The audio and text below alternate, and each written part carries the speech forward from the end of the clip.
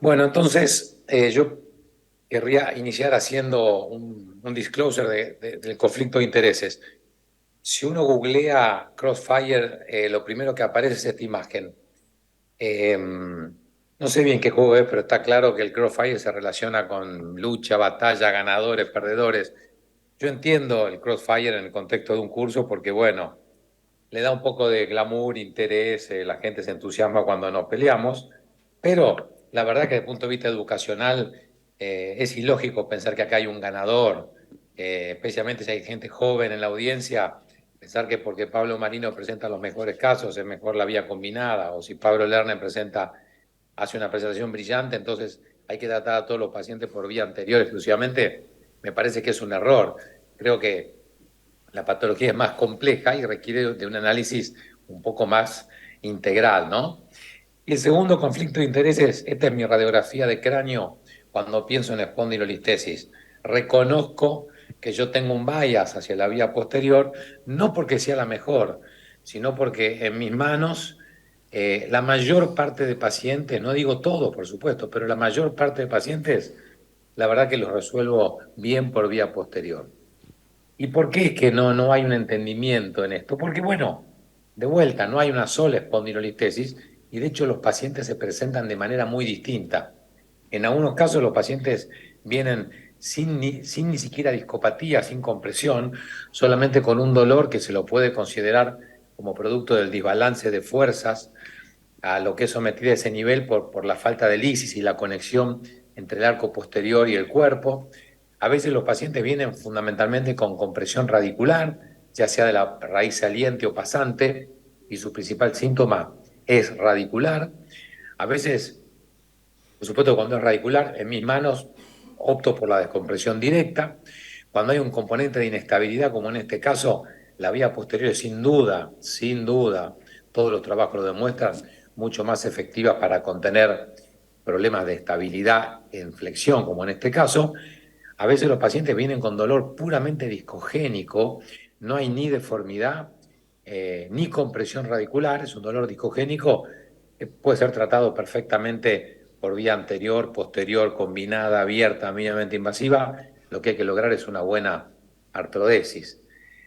Tan variable es la presentación que muchas veces vemos pacientes que están asintomáticos de hace 20 años, incluso haciendo deporte de contacto, sufren una fractura y uno ahí descubre que hay una espondilolisis que se estabilizó en una mínima listesis y no hay ni inestabilidad ni deformidad. Es decir, hay que tener una visión bastante amplia en cuanto al manejo. O sea, los pacientes se presentan muy diferentes y la anatomía de los pacientes, no solo de la listesis, sino en general es muy distinta. ¿Cómo lo clasificamos entonces?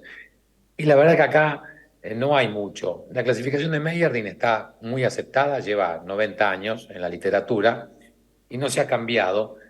Mi pregunta es si esto ayuda para algo. Yo diría que no, esta clasificación no sirve para nada. De hecho, fíjense, paciente A es un grado 2, tiene cifosis e inestabilidad y nos va a hacer pensar en un tipo de tratamiento. Paciente B tiene lordosis y estabilidad, por lo cual vamos a pensar en otro tipo de tratamiento y es el mismo Meyerdin, grado 2, los dos. Otro paciente que muestra que entre un grado 4 y otro grado 4 hay 53 grados de diferencia en la cifosis lumbosacra, es decir, el grado de deslizamiento no nos dice nada en relación a lo que le pasa verdaderamente al paciente. Tampoco nos dice nada en relación al contexto global del balance y mucho menos nos ayuda a entender la anatomía o la compensación con que la pelvis interviene. Yo creo que la clasificación de Label es un buen avance para tratar de entender la patología y determinar cuándo la vía posterior es la mejor opción. Vamos a hablar del grado 1, 2 y 3, que es lo que junta a los pacientes de bajo grado de listesis, que es el foco de la presentación. El grado 1 son los pacientes que tienen una incidencia pélvica baja, serían los pacientes que para esta patología serían a prueba de cirujanos, porque creo que casi cualquier cosa que hagamos va a andar bien. De hecho, fíjense, un paciente donde la problemática pasa por la degeneración discal, acá no hay una deformidad significativa, no hay compresión, una artrodesis instrumentada sin corrección prácticamente, da excelente resultado porque lo que hacemos es anular el origen del dolor. A 8 años vean que la artrodesis está totalmente madura y no hay implicancias proximales a esta fijación sin ningún tipo de gesto de reducción. Y de hecho en este grupo también podemos englobar este tipo de pacientes que son menos frecuentes, pero que vemos, donde hay una lisis, no hay discopatía, no hay compresión radicular, el dolor viene por este trastorno mecánico que ocasiona la lisis. Fíjense, con una pequeña intervención por vía posterior también, donde no dañamos los músculos, hacemos una cirugía mínimamente invasiva y reparamos la pars. Fíjense, el control a 15 años muestra la buena remodelación que ocurrió a nivel de la pars y la resonancia muestra que los forámenes están indemnes y el disco está totalmente sano, al igual que las facetas.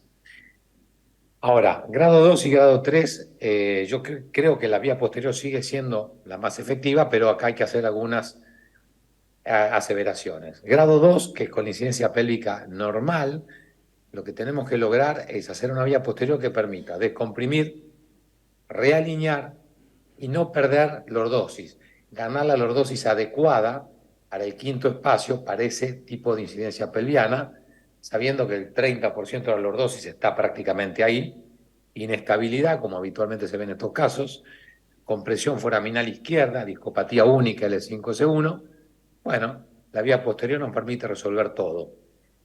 Hacer una buena artrodesis circunferencial, descomprimir la raíz y reducir. Acá está el control a 14 años, viendo la artrodesis tanto anterior como posterior, y la resonancia que muestra la indemnidad del resto de la columna, como suele pasar en estos pacientes jóvenes. Grado 3, bueno, acá donde tenemos que ser especialmente cuidadosos, porque son los pacientes de incidencia pélvica alta, de más lordosis, donde cada grado que se pierde, el seguimiento a largo plazo nos muestra que se paga. Este es un ejemplo bueno de eso, una incidencia pélvica de más de 70 grados, con una hiperlordosis habitual de ver en estas situaciones. Las dinámicas no aportan mucho en este caso. Acá hacemos una vía anterior porque nos interesa asegurarnos con un implante con un gran footprint, con una buena lordosis, que no vamos a perder nada, vamos a poder llenar, completar bien el espacio por vía anterior, pero nuevamente en estas situaciones la vía posterior complementa todo lo que hemos ganado en la vía anterior. Entonces, como mensaje final, en mis manos la vía posterior es mi primera elección porque es la mecánicamente más efectiva para contener la inestabilidad en estas situaciones. Permite descompresión radicular directa, por lo menos uno se queda más tranquilo en esta situación, y a través del CLIF podemos intervenir sobre la columna anterior, no solamente para modificar la lordosis, sino también para completar la artrodesis poniendo hueso, abundante hueso esponjoso, fuera y dentro del CLIF. ¿Cuándo pensaría en complementar? Bueno, haría una vía anterior en el paciente ideal para vía anterior. No quiero andar en esto porque seguramente Pablo Lerner va a ocuparse de esto. En los pacientes con vía posterior ya fallida, donde hay poco lugar para hacer artrodesis, donde ponemos más en riesgo la raíz tratando de hacer una artrodesis intersomática por vía posterior, o cuando hay un alto riesgo de pseudoartrosis por cuestiones metabólicas del paciente, o es un label grado 3, donde sabemos que tenemos que ir al máximo con la ganancia de lordosis segmentaria. Muchas gracias.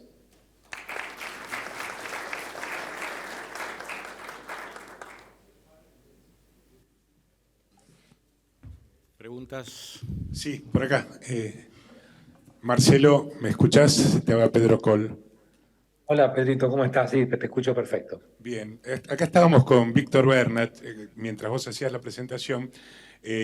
Vos preferís, porque algunos cirujanos prefieren el doble, para este tipo de patología que usamos la vía posterior, algunos preferimos el doble PLIF al TLIF. ¿Qué opinión te refiere eso? Porque Víctor también él hace doble PLIF en vez de usar el implante tipo banana, que por ahí Sí. cuando hay listesis es menos cómodo que usar el doble PLIF. ¿Qué opinión tenés?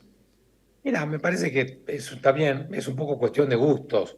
Yo la verdad que me va muy bien, pero creo que me va bien porque saco realmente un porcentaje bien importante del disco, le dedico el tiempo necesario y después le doy la suficiente distracción como para poner jeringas de 2 centímetros cúbicos de hueso esponjoso, y los pongo directamente los pongo intersomáticos, entonces compacto muy bien todo el espacio con hueso.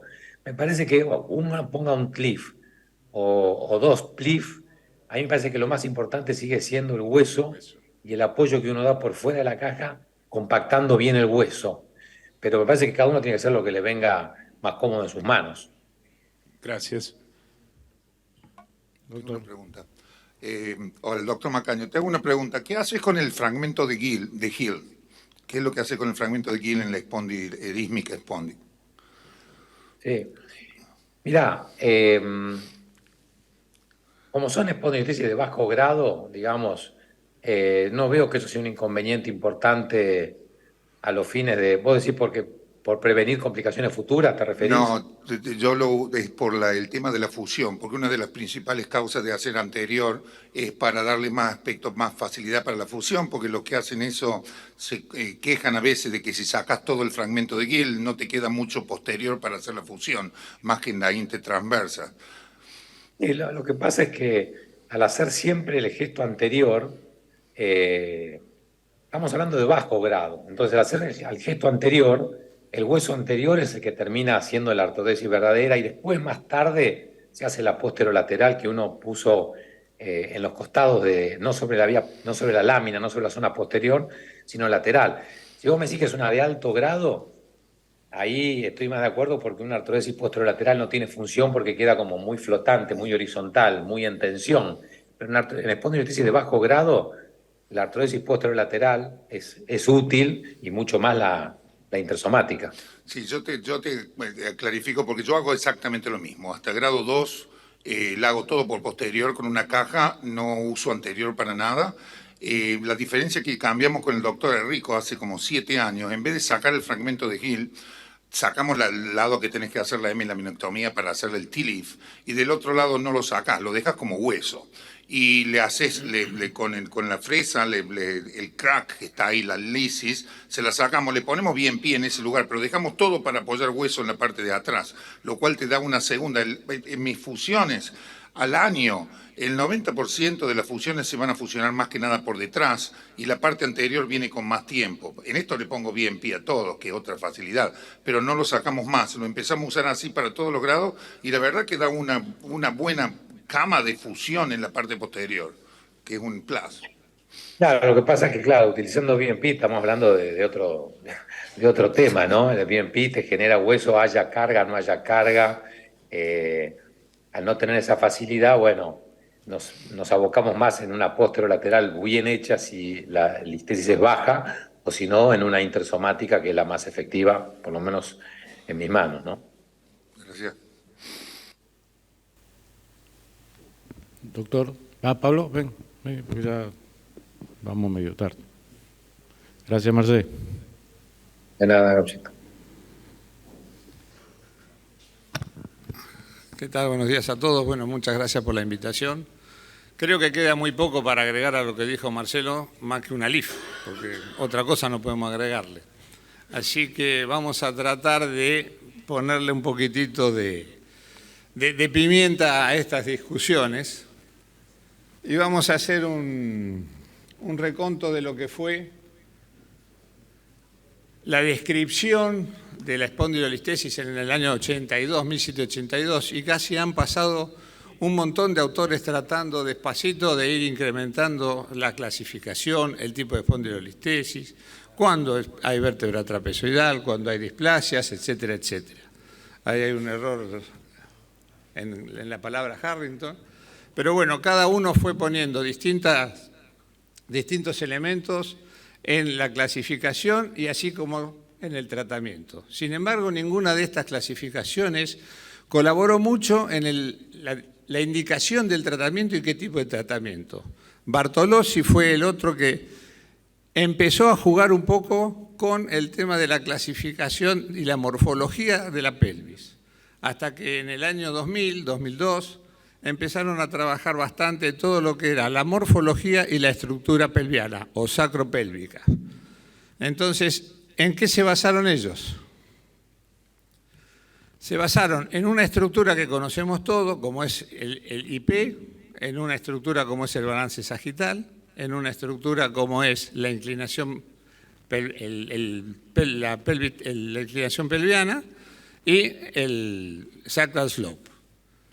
Entonces ahí tenemos dos tipos de espondilolistesis, una de bajo grado y una de alto grado. La de bajo grado está dividida en tres tipos, la de 45 a 60 grados y de más de 60 grados, que es la que tenemos como espondilolistesis de cizallamiento. Las otras hoy no nos vamos a ocupar de ellas. Y vamos a ir viendo cuáles son la incidencia pélvica de menos de 45 grados, de 45 a 65, y el sacral slope de 30 a 50 grados. ¿Qué es lo que pasa en la espondilolistesis? Cuando no cambia el balance sagital, se desplaza un poco hasta el 50% de la vértebra L5 sobre la S1, manteniendo el balance. Todo esto llevó a que dejemos de mirar la espondilolistesis como una patología única a través de una cerradura y se me fue para no sé qué lado. Bueno, no importa. Y la planificación quirúrgica con el perfil en el espinograma, viendo el grado de desplazamiento de la vértebra, el grado de incidencia pélvica, el balance espinopélvico, poder determinar qué tipo de tratamiento vamos a realizar. Los pacientes que tienen incidencia pélvica baja, podemos pensar en una reparación, ya que estamos en una fuerza que aumenta en el eje axial. La reparación de la lisis es una de las opciones en este tipo de pacientes. Tenemos después el otro tipo con una incidencia pélvica menor a 45 y una incidencia pélvica mayor de 45. Entonces, ahí tenemos dos tipos diferentes. Utilizamos o no utilizamos la vía anterior como alternativa de tratamiento, además de la vía posterior. De bajo grado, no hay que reparar la lisis, no hay que hacer la minectomía sin fusión, no hay que utilizar dispositivos interespinosos y no utilizar sistemas dinámicos. La descompresión directa, la descompresión indirecta, la realinación y la recuperación de la lordosis son el gold standard y básicamente la fusión, que ese es uno de los problemas más grandes en la espondilolistesis, porque a veces la pseudoartrosis es el problema y no el tipo de cirugía que se le ha realizado. ¿Cuáles son las ventajas de la LIF? Mayor restauración de la lordosis, el balance sagital, restauración de la altura del disco, mayor superficie de artrodesis versus la vía posterior solamente, aunque utilicemos doble PLIF. Desventajas, las complicaciones por vía anterior, el uréter, los grandes vasos, la eyaculación retrógrada, trombosis velosa profunda y el ilio. Y los tiempos quirúrgicos. Similar grado de fusión, ALIF versus TLIF, técnica más difícil la del TLIF, ALIF en L4, mejor preparación del disco en el ALIF, mayor restauración de la altura discal y la bibliografía avala ambos resultados. Veamos algunos casos. Los signos de displasia, como estábamos hablando recién, a mayor cantidad de signos de displasia, mayor posibilidad de un problema de pseudoartrosis. La vía anterior también en una cirugía de rescate, cuando el cuarto disco está degenerado y cuando tenemos una doble espondilolisis. Esa es otra de las indicaciones. Eso es lo que vemos ahí. El ALIF, que no corrige en extensión, la altura discal que no corrige, está indicado el ALIF, y cuando la degeneración discal de la lisis es severa.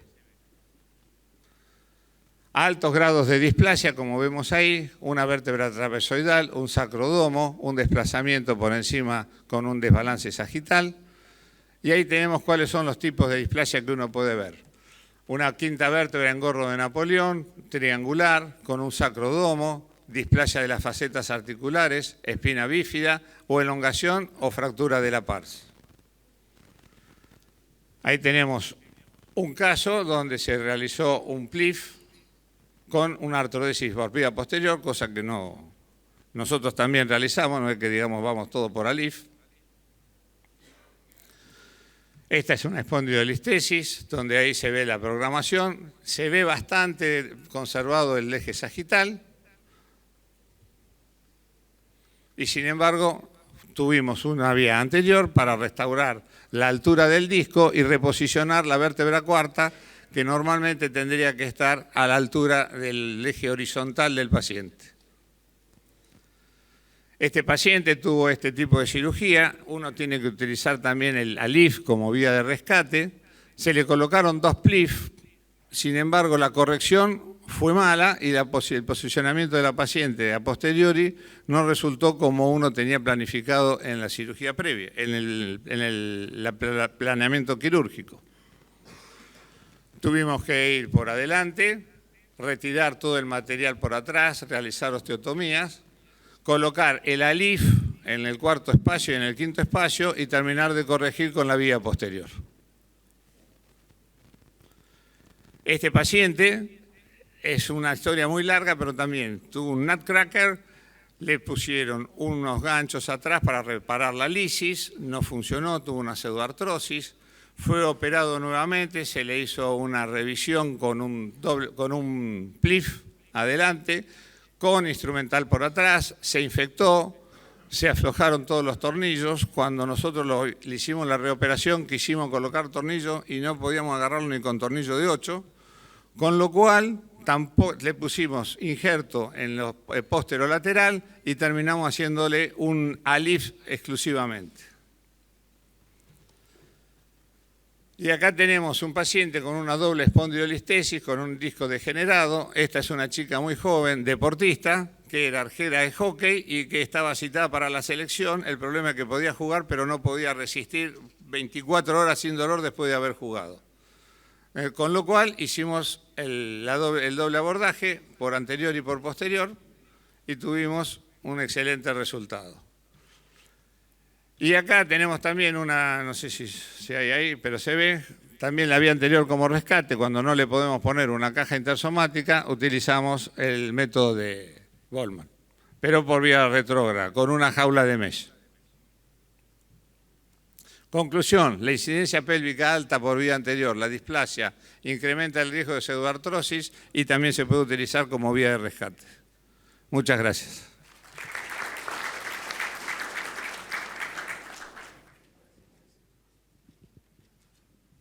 ¿Preguntas?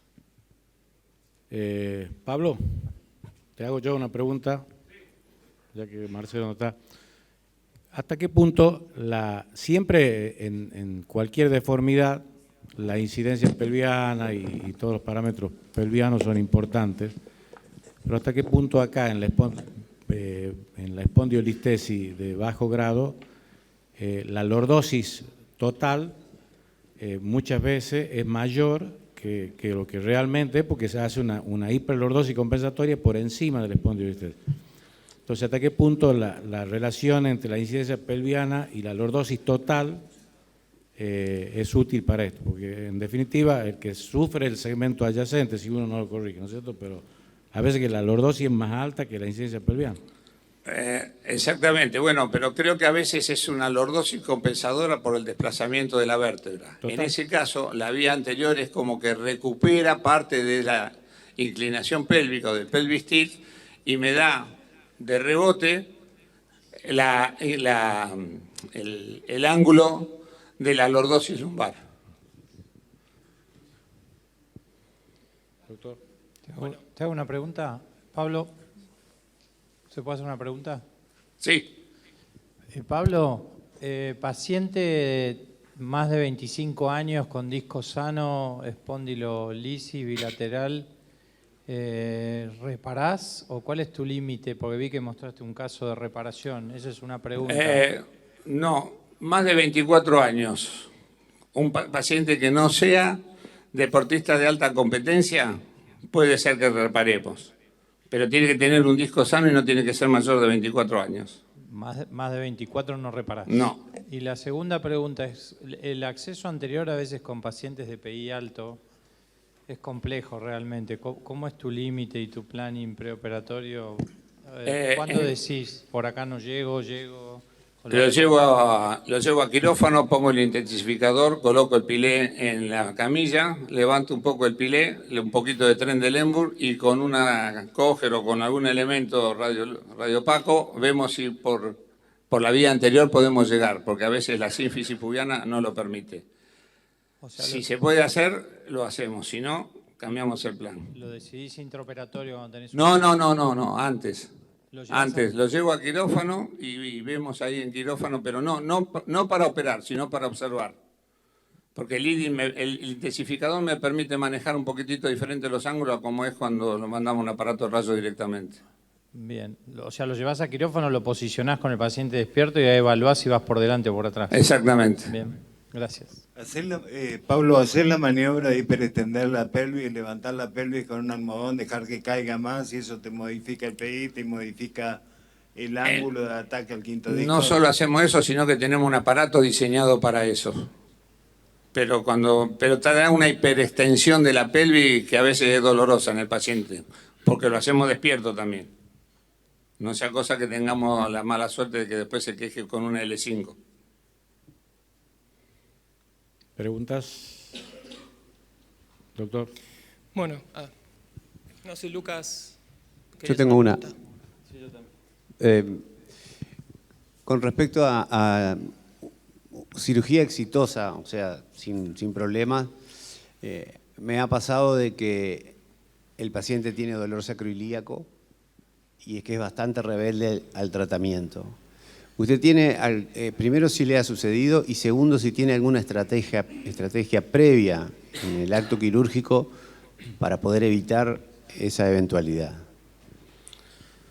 En nuestro caso, voy a ser honesto, el dolor sacroilíaco a veces está disimulado por la región de la toma del injerto, así que eso a veces no lo tenemos muy en cuenta. Y suponiendo que tenga sacroilíaca, o le infiltramos la sacroilíaca o le hacemos una termolesión por radiofrecuencia pulsada en las dos articulaciones. Gracias. Para el doctor, ¿qué estudio utiliza para evaluar los vasos o si realiza algún estudio complementario previo a la cirugía? ¿Los vasos? Nosotros se lo mandamos al cirujano vascular cuando hacemos la vía anterior y él evalúa de acuerdo a si le pide una tomografía o le alcanza con un Doppler, pero no tenemos otro. Lo único que sí, el vascular los ve siempre antes de operar. Bien. Doctor. Bueno, ahora sí, buenos días a todos. ¿Me escuchan bien? Ahí. Mi nombre es Pablo Lerner, soy jefe del servicio de neurocirugía del Hospital Jusey de Vicente López. Agradezco al comité organizador. Como primera declaración no tengo ningún conflicto de interés. Y como segunda declaración, Coco, creo que me equivoqué al meterme en un crossfire con dos personas reconocidas que las considero dos de los más importantes de nuestro país en cirugía espinal. Así que para empezar, me hago una pregunta, y cosa que se han dicho ayer. Cuando estamos enfrente de un paciente con espondilolistesis, ¿todos los pacientes son iguales? Como decíamos, ¿operamos imágenes u operamos pacientes? Entonces, podemos pensar que los hombres son iguales que las mujeres, que los pacientes de talla alta son iguales que los de talla baja, los obesos, con respecto a los delgados o deportivos.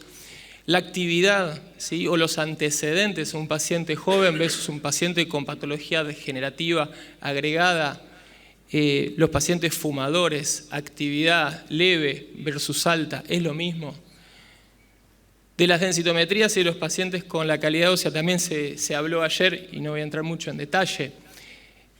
Y además de los pacientes con antecedentes, ¿sí?, quirúrgicos de otras especialidades. Entonces, me surge la otra pregunta. Tenemos que, como bien decía el doctor Gruenberg, no pretendemos que acá gane uno de los tres. Yo creo que las tres técnicas son válidas y eligiendo bien, y como siempre hemos escuchado todos desde chicos, hay que seleccionar bien al paciente. Entonces, un poco les vengo a contar cómo fue nuestra trayectoria en el hospital. Y sí, yo tengo una carta importante en el hospital, que tengo un cirujano que me hace los abordajes, ¿sí? y que bueno, que por suerte ayer se quejaba en la cena, dice que su único día tranquilo para dormir es el martes que está de guardia, y el día que yo lo llamo para operar son los martes a las 8 de la mañana. Y se queja, pero bueno, va a seguir siendo así, Ricky. Así que un poco la trayectoria de nuestro hospital y mi crecimiento como cirujano, yo estoy desde el 2006 y hoy me toca dirigir el servicio, fue siempre al lado de Ricardo, y mi experiencia en PLIF y en TLIF por ahí fue baja, porque justamente contaba con, cuando quería decidir poner una caja intersomática, y lo tenía Ricardo, y tuvimos mucha casuística, tenemos mucha casuística de ALIF. Entonces, este no es el primero, sino fue el segundo caso. Empezamos y obviamente empezamos a ver todos los beneficios de la ALIF, o sea, no entrar y no lesionar la musculatura, cirugías de 1 hora de duración, y la verdad que empezamos a tener estos resultados, y la verdad que seguimos por este camino. Entonces, como ven, también evolucionamos y los PLIF se pusieron, también hicimos mis TLIF con los tornillos percutáneos, y si no hacíamos percutáneos también hacemos Wilce. Nuestra postura siempre fue cuidar mucho al músculo, y teníamos muchísima relación con los kinesiólogos. Entonces, ellos siempre nos pedían, por favor, déjennos paciente para poder tratar y que mejoren. La tercera pregunta que nos fue surgiendo a medida de nuestro crecimiento es, ¿por qué no el ALIF standalone? ¿Sí? Y nosotros somos muy claros con los pacientes, ¿sí? Le explicamos la posibilidad de que pueda haber una nueva cirugía después de esta si la consolidación ósea no se da en los pacientes que queremos tratar. Entonces, y también hacíamos la comparación con lo cervical. A ver, todos hemos puesto este tipo de caja en cervical, vamos por vía anterior, ponemos una caja, no hacemos una instrumentación posterior. Entonces, si hacíamos esto en cervical, ¿por qué no lo podemos hacer en lumbar? Muchas veces la conclusión fue porque el abordaje lumbar no lo hacíamos nosotros y porque la cervical sí lo hacíamos nosotros. Pero bueno, a mí con mi Joker se me resolvió ese tema. Entonces, planteábamos y se nos discutía, pero a ver, ¿hay descompresión indirecta? ¿Se puede ganar una buena descompresión? Ya se habló ayer, no voy a entrar, pero los artículos también sí avalan todo esto.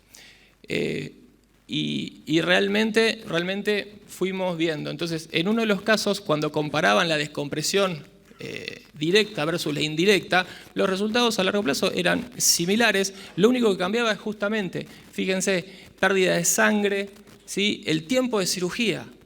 ¿Está? Entonces, no se puede lograr una descompresión. Fíjense, esto es un caso recientemente operado, no tengo la resonancia porque no llegó la posoperatoria, pero se ve bien cómo se recuperó el foramen de ese nivel. Entonces, se nos plantearon los casos de espondilolistesis ísmica, que es lo que nos trae hoy acá esta discusión. Y justamente, fíjense, el único problema que tenemos hoy con las publicaciones es que por ahí no tenemos tantas casuísticas, no hay tantos pacientes operados por un mismo cirujano, ¿sí? Tenemos que apoyarnos en los metaanálisis. Fíjense que acá tenemos 90 casos juntos entre 2, 4, 6 cirujanos de presentación, con un 24% de complicación en la vida anterior. 7 de ellos tuvieron pseudoartrosis, que justamente es nuestro miedo. ¿Está? Cuando hacemos esta técnica sin la vía posterior, es lo que hablamos con el paciente, es lo que lo seguimos, y también es la selección del paciente, ¿sí? Porque buscamos pacientes con un Body Mass Index de 25 a 27, no más de eso, con buena calidad ósea. Pacientes que puedan responder a todas nuestras directivas en cuanto a su comportamiento, ¿sí? Los hacemos seguir con un corset ballenado en el posoperatorio. Y para evitar justamente la pseudoartrosis, nosotros, como ayer hablaba el doctor Macaño, de la toma de sangre de cresta, nosotros con con esto que ustedes, los que hacen cifoplastía, más que alguno lo habrá visto, el canal de trabajo de la cifoplastía, por una incisión mínima podemos lograr unos buenos tarugos de hueso esponjoso, más sangre, que mezclado con el injerto lo ponemos adentro de las cajas. Acá otro artículo en cuanto a la eficacia, ¿sí?, de la LIF standalone, pero fíjense, 34 casos, nada más, es poco, o sea, esto no es estadísticamente significativo. Y fíjense una cosa, acá no soy yo solo el que hace ALIF, somos muchos, y todos, no todos, pero muchos de los que están sentados acá, trabajan con el doctor Janeiro. Y fíjense la estadística del doctor Janeiro del último año nada más. 569 pacientes. Nosotros estamos desaprovechando la posibilidad de hacer número, de hacer estadística nacional y tener nosotros nuestros propios números y no estar pendiente de las publicaciones. Entonces, la verdad que es la primera vez que vengo a Controversias, estoy muy contento y agradezco nuevamente la invitación. Yo creo que de la reunión de este fin de semana, con algunos nos tenemos que juntar, armar una base de datos y empezarla a rellenar y sacar nosotros nuestros propios números, ¿sí? Fíjense que este número es de un solo año, ¿sí? Si nos vamos a los 15 años de experiencia que tiene Ricardo, ya superamos los 5.000 pacientes. Está bien, no son 5.000 de espondilolistesis ísmica, pero a ver, tenemos todas las patologías para poder hacer buenos papers con casuísticas nacionales. Les muestro un par de casos personales. Una mujer de 56 años con un dolor axial, refractario a tratamiento médico, no respondió a la kinesio, no respondió a bloqueos, no tenía una radiculopatía constante, pero refería episodios de ciatalgia, ¿sí? Entonces en 2017 le hicimos una LIF standalone, ¿sí?, con las mismas formas, sacando hueso de cresta, con el injerto, con los ALIF de PIC. Fíjense que la placa 4 años después, con las placas dinámicas, nos muestran una buena consolidación, ¿sí? No hay un desplazamiento, ¿sí? Tomábamos como índice de pseudoartrosis una angulación mayor de 3 grados y un aumento del gap de 2 milímetros. Otro caso, también tratado de la misma forma, ¿sí? Y todo esto fueron con los cage de PIC, ¿sí? Hace 2 años empezamos a contar con los de titanio trabecular, ¿sí? No encontré los artículos, pero están los artículos donde muestran los cortes histológicos y la mejor captación del hueso con el titanio versus el PIC, y ni hablar si el cage es trabeculado, si es poroso, ¿sí? Entonces, el primer caso que operamos con estos cage, ¿sí?, es nada más y nada menos que la secretaria de la dirección del hospital, ¿sí?, que tiene una resonancia del 2017, ¿sí?, con esta imagen, este espinograma, veamos un grado 2, lítica, ¿sí?, estaba compensada, se quejaba de dolor axial principalmente, también episodios de dolor radicular, pero principalmente axial, y eso es lo que la ponía mal. Paciente de un Body Mass Index de 25. Le hicimos en 2020 un bloqueo, porque ya le habíamos ofrecido la cirugía, se negaba. La directora me pidió hagan algo, le hicimos un bloqueo, le demostramos que bajándole el dolor iba a lograr, ¿sí? Con el bloqueo quisimos explicarle que íbamos a lograr con una cirugía y estabilizando esta fractura le íbamos a resolver el problema. La volvemos a estudiar en el 21 con las dinámicas y le hicimos en octubre del 21, le hacemos una LIF standalone. Muy buena evolución, estuvo con el corset entre 3 y 6 meses. Al 4.º mes empezó a trabajar, como no tenía carga, vivía cerca del hospital. Empezamos y era una forma también de controlarla porque la teníamos muy cerca. Y tengo las tomografías de este año, de febrero del 23, ¿sí?, donde muestra la paciente está sin dolor. Tenemos estas tomografías donde se ve buena consolidación, también sin cambios en el ángulo ni el desplazamiento. Y a ver si corre bien el video, sí. Y acá la tenemos, esta es la dirección del hospital y esta es la paciente. Creo que una paciente que tiene pseudoartrosis o que tiene dolor no puede hacer esto. ¿Sí? Para que sepan que era esa la paciente y que no misma ropa, cicatriz, se las amplié por las dudas. A ver, no significa que esto se lo podemos hacer a todos los pacientes, no. Yo vengo a decir que, como siempre escuché cuando me enseñaron la selección del paciente, entonces, si seleccionamos bien un paciente, podemos ofrecerle esto y ahorrarle un tiempo, ¿sí? Y además, como vimos y como vamos a seguir viendo la posibilidad de reintervenciones, yo me guardo el tiempo posterior si esto falla o si tengo que hacer algo más. Pero para nosotros, columna, como decían ayer, columna y tiempo, yo digo músculo lumbar también es columna lumbar. Entonces nosotros cuidamos mucho la musculatura. Entonces, cuando se puede, menos es más. Para terminar, somos artistas, estamos en el arte de curar y somos artistas. Y un poco yo creo que Coco, esto ya en el 17 era un presagio del caco. Neurocirujanos de un lado, ortopedistas del otro, y en el medio sí una vía anterior con Ricky, con el bisturí en la mano. Así que bueno, les agradezco la atención.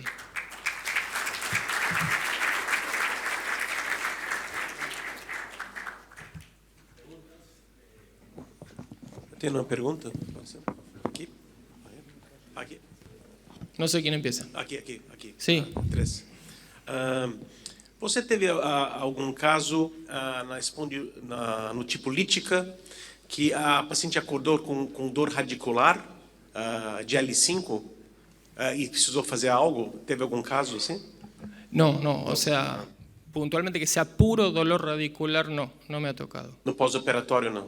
No, en el posoperatorio no. Nunca. Okay. No. Pablo, ¿Gabriel?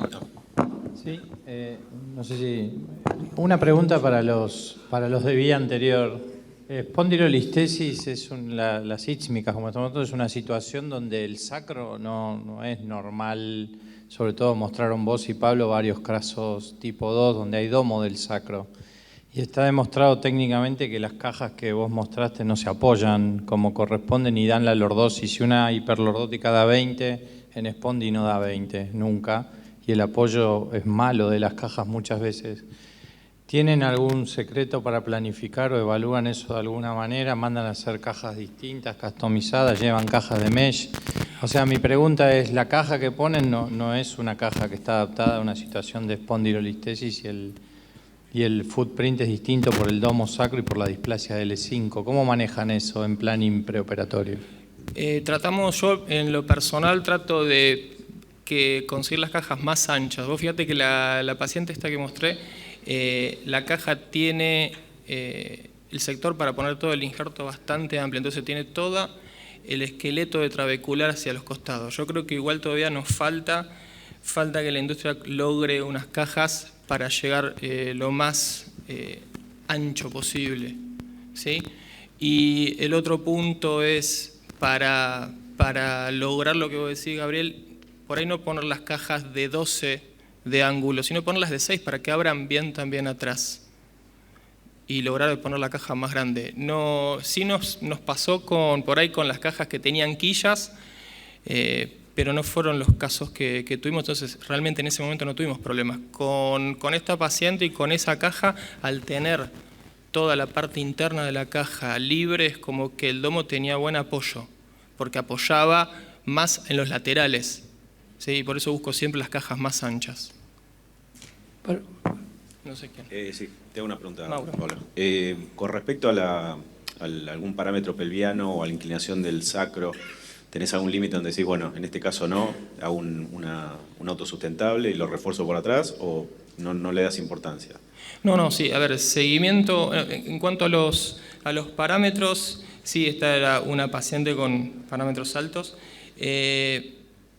pero somos de la idea de ir por pasos, no plantear inmediatamente los dos tiempos, ir siguiendo y se le explica bien al paciente y somos muy claros en eso, que puede necesitar un segundo tiempo.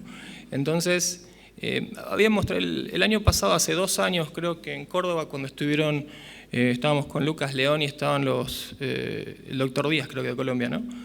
También nos hablaba de, mostró casos con ALIF, mostró casos con XLIF, que los pacientes no se hacían inmediatamente el tiempo posterior y cómo habían mejorado sí, la angulación. Entonces también un poco pensamos que pueda suceder eso. Entonces no nos apuramos. Somos muy claros con los pacientes. A ver, con el paciente que me va a entender. ¿He hecho ALIF y tornillos posteriores? Sí, los he hecho. En pacientes que se suben a un poste a arreglar la luz y a ese no le doy la chance. Pero el paciente que se puede seleccionar, que entiende, que es flaco, que tiene buena calidad de hueso, le damos la chance de no necesitar una vía posterior. Pablo. Carlitos. Sí. Yo creo que una de las cosas que más considero acá es cuando tienen una incidencia pélvica alta. Creo que hay una... Bueno, creo que todos estamos de acuerdo ahí.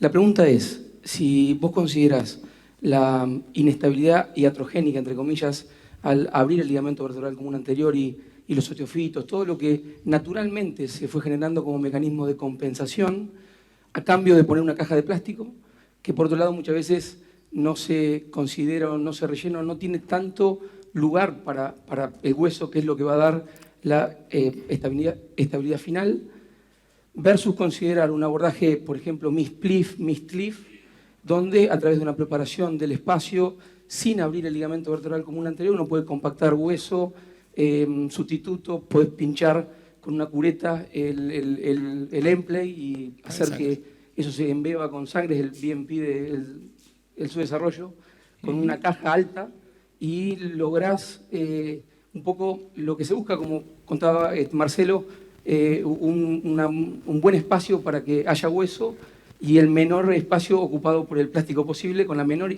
inestabilidad iatrogénica. ¿Qué opinas de eso? Hay 2 puntos ahí de todo lo que vos dijiste con mucho criterio. Hoy no te pongo más una caja de plástico. No te pongo más una caja de plástico y menos con la listesis que te mostré de alto grado. ¿Sí? Segundo, considero que lo que podamos lograr de altura con una LIF no lo vamos a poder lograr con un PLIF. ¿Está? La calidad de hueso que le pongas adentro, injerto, nosotros tomamos cresta siempre, ¿sí? Por punción, que muchas veces Ricardo me insulta porque tardo más yo en sacar la cresta que lo que hace el abordaje Ricardo. Pero tomamos eso. Entonces, intentar, y a ver, y te vuelvo a decir, no me cierro a que necesite una vía posterior. ¿Está? Yo lo único que es para que lo tengan en cuenta, que pacientes seleccionados se le puede ofrecer. No es a todo. Por favor, no quiero que quede ese mensaje. Para ciertos casos se puede usar. Antes de pasar al caso del doctor Manager, yo quiero preguntarles a los tres.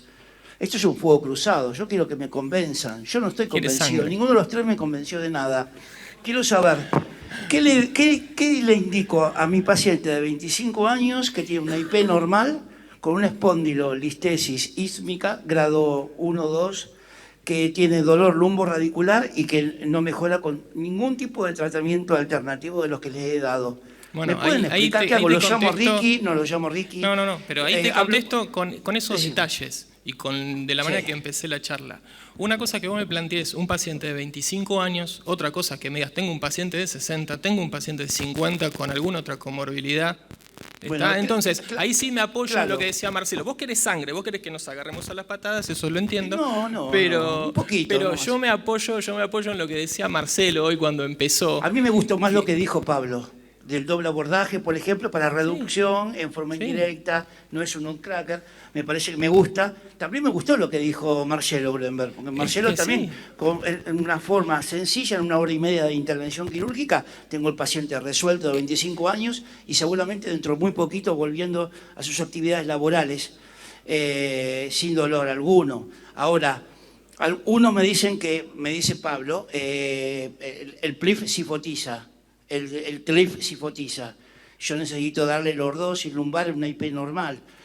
Vos me decís que todo por adelante, las chances de que logre una consolidación absoluta, si le pongo una caja de titanio trabecular con injerto autólogo de cresta, va a andar muy bien. ¿Qué hago?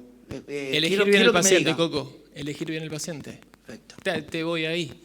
Porque depende de qué paciente de 25 años me digas. El paciente de 25 años que se me suba al poste a cambiar un cablerío, sí, ahí me voy por la técnica de Pablo o eventualmente la de Marcelo. ¿Pablo? En mis manos estaría ir por adelante y acercarme más a lo de Pablo. Pero es una paciente que no hace esfuerzo, una paciente que se sienta en la silla con la computadora, que no va a tener carga, y le doy la chance de hacer un standalone. Marcelo, ¿qué opinas? No me quedó claro, Pablo, si es hombre o mujer. Hombre. No, si es hombre voy por vía posterior, sin duda. ¿Por qué? ¿Le tiene miedo? Bueno, porque los riesgos de la eyaculación retrógrada existen, se lo tenés que avisar al paciente y el 90% te dice, no, entonces vamos por vía posterior. Y Ricky, Entonces, ¿cuántos casos el doctor Janeiro, con 500 y pico en el año, ha tenido de eyaculación retrógrada, Ricky? 2. ¿Recuperaron? Sí. Sí. ¿En cuánto tiempo?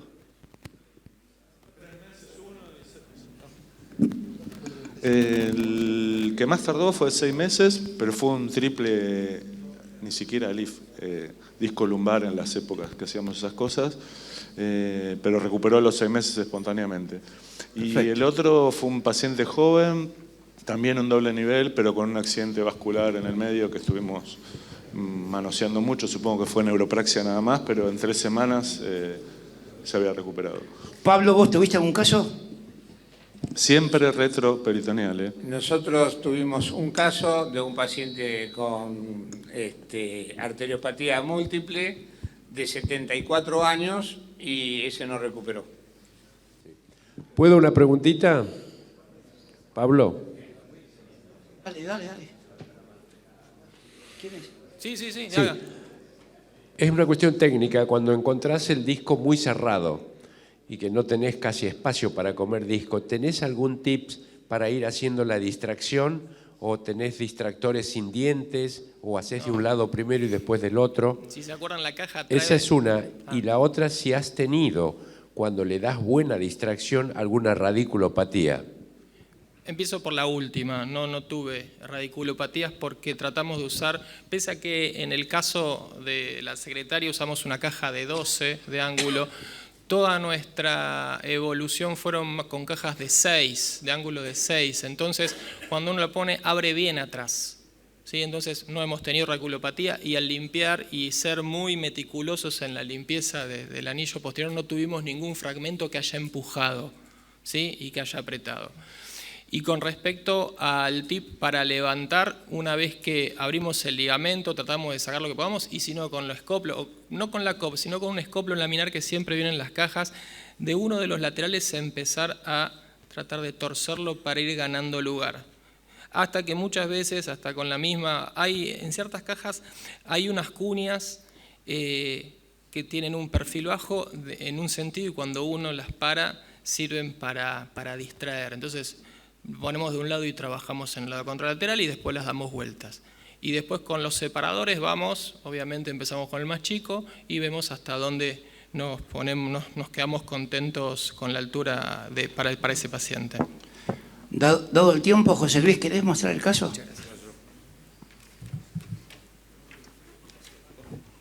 Bueno, mostramos rápido el caso por razones de tiempo.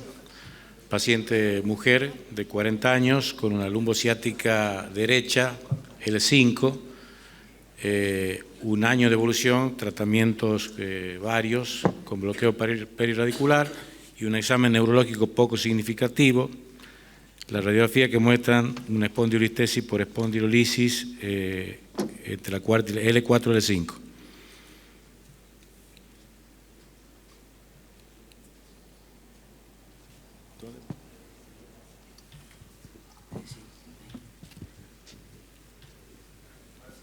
Ahí está. Radiografías dinámicas en flexo de extensión, se ve la movilidad del disco, bueno, no es algo que aporte tanto.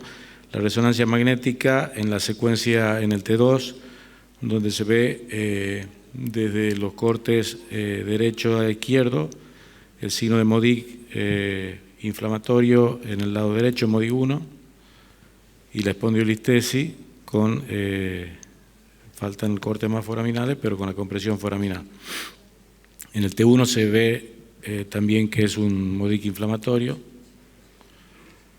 Esto es la evaluación de la columna en su totalidad, con parámetros pelvianos normales, bastante normales.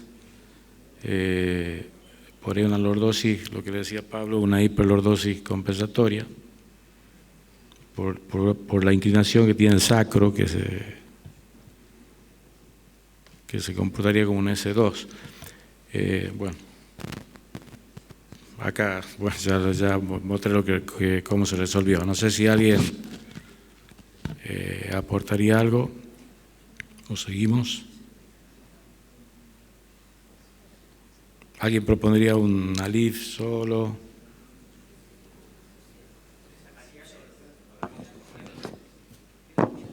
¿Qué edad tiene José? 40 años. 40 años. ¿Querés opinar, Pablo, vos? Mujer.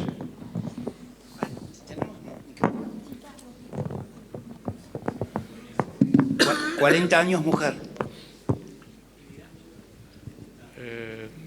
Sedentaria. Normal. No es deportista ni de grande esfuerzo físico. ¿Obesa? No. No, ya se ve en el espinograma que no es obesa. Sí, yo le podría dar la chance de una LIF standalone.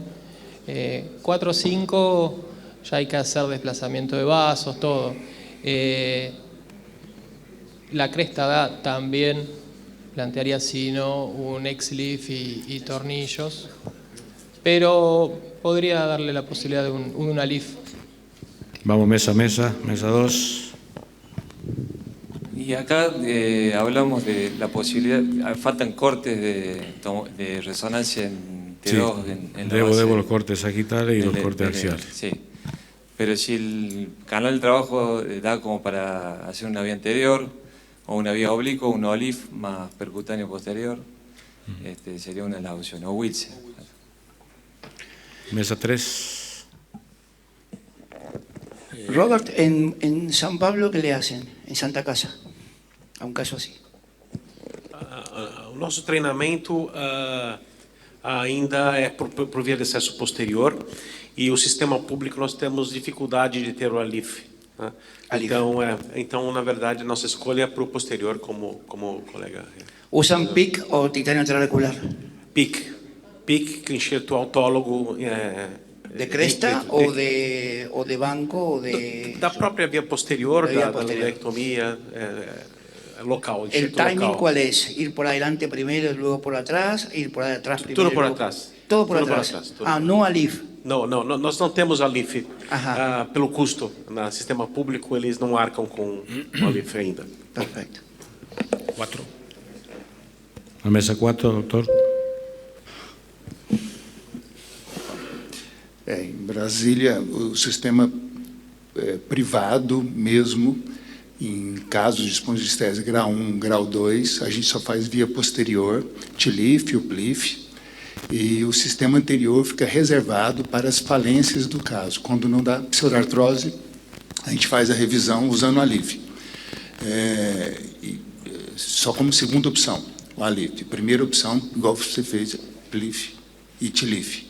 Usando o osso do próprio lâmina, e às vezes o atrifina, você recolhe um pouquinho mais de osso da crista ilíaca e coloca bastante osso lá na frente para poder fazer uma boa ossificação. E grau 1, grau 2, só aquele nível que tem a lesão. Não sai estendendo a lesão em paciente jovem igual essa aí. Bien, Matías. Yo creo que el nivel L4, L5 siempre empezamos a ver que la cresta, que el psoas es muy grande, que los vasos los tengo que correr.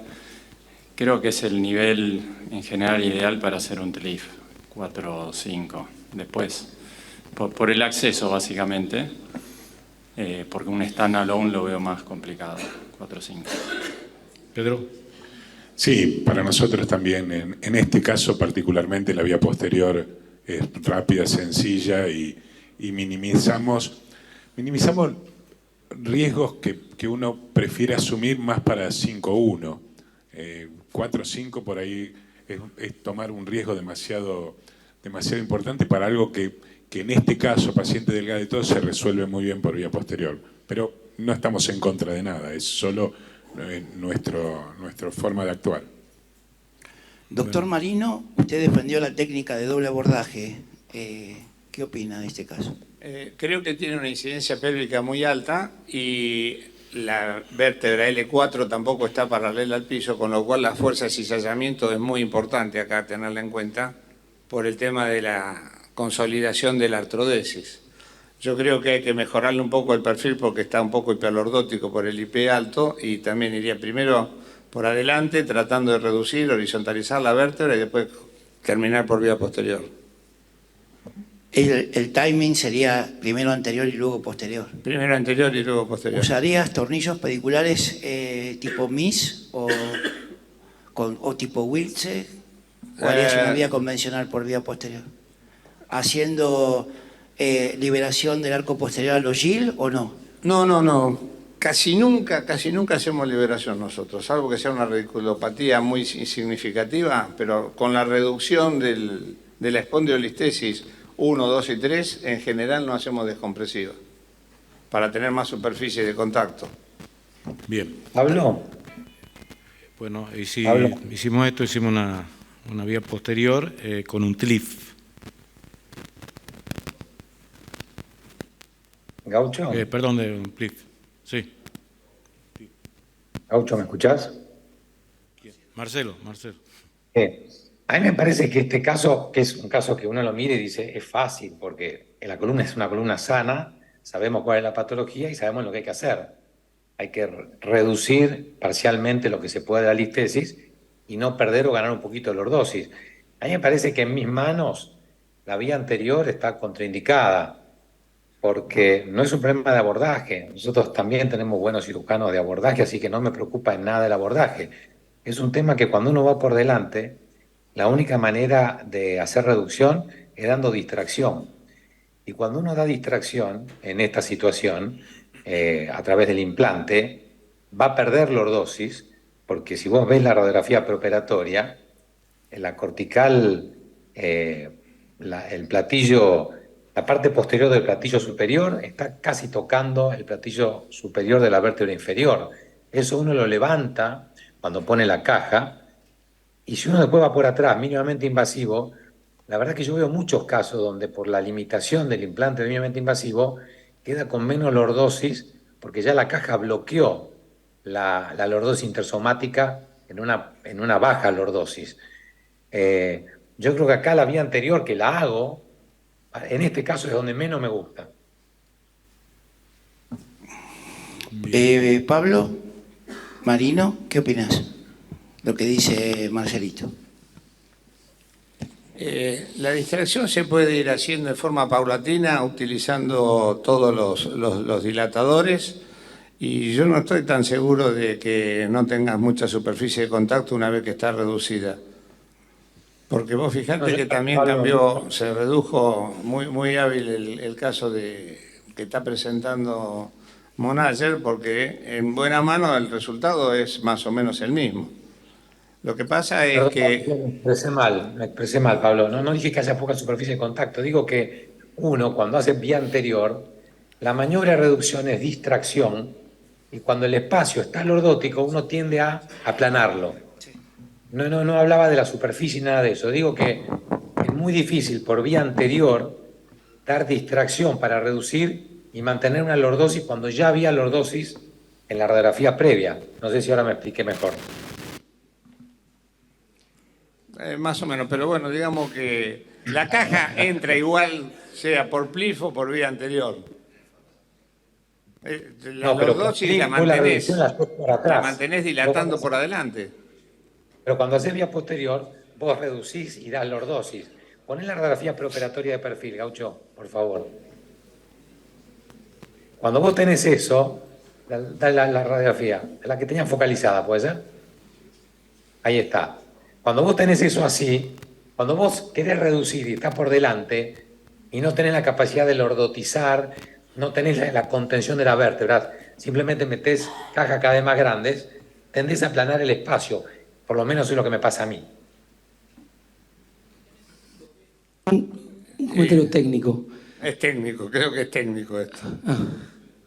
Un comentario técnico. Yo hubiese ido por esa misma vía, pero hace un tiempo, 3, 4 años, que ponemos los tornillos por la vía de Wilce. Principalmente porque el extremo, si pone la placa de control postoperatoria, la barra del lado derecho, cuando los ponemos por la vía convencional, el extremo cefálico de la barra termina como generando una artropatía en el segmento adyacente cefálico y mucho más en los pacientes que tienen insuficiencia pélvica alta con la hiperlordosis acompañante típica.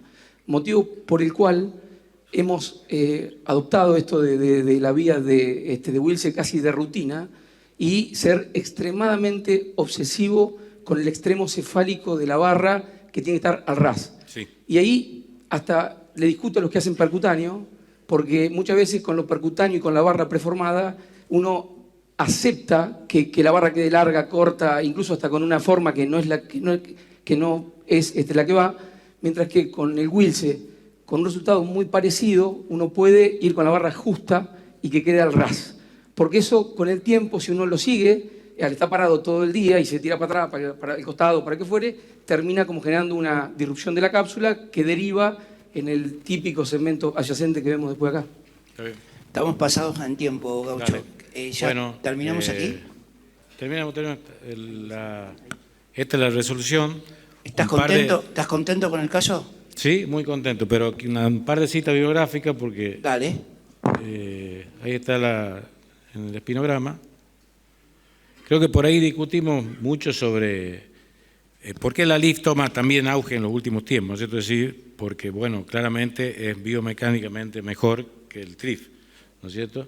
Esto es un trabajo, estos son todos trabajos nuevos, ¿no? Retrospectivos, que evalúa más de tiene 70 pacientes, o sea, donde se busca dentro de lo que encuentra el trabajo, que son las evaluaciones radiográficas, el ALIF es significativamente más efectivo en la corrección lordótica, tanto en el postoperatorio inmediato como al final del seguimiento, ¿sí? Y hace toma de mediciones segmentarias y también de L4. Estos trabajos están hechos sobre L5, S1, ¿no? Porque también la corrección que muestra de la lordosis a nivel L5, S1 repercute sobre L4, S5, como se ve arriba, y deja discos más horizontalizados que van a ser mejores propensos a resistir un síndrome adyacente.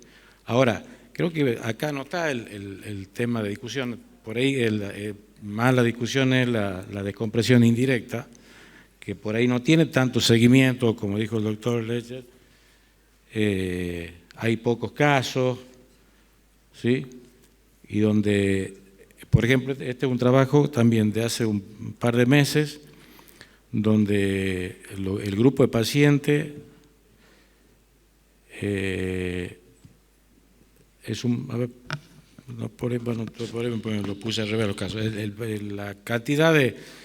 O sea, sobre 4.100 pacientes, toma 70 pacientes, toma solamente de descompresión directa sobre los otros 3.000 y pico de descompresión, 70 de descompresión indirecta sobre 3.000 y pico de indirecta.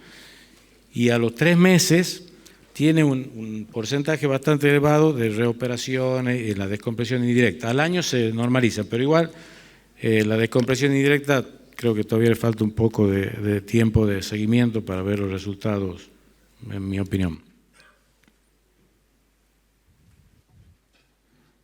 Bueno, muchas gracias. Gracias.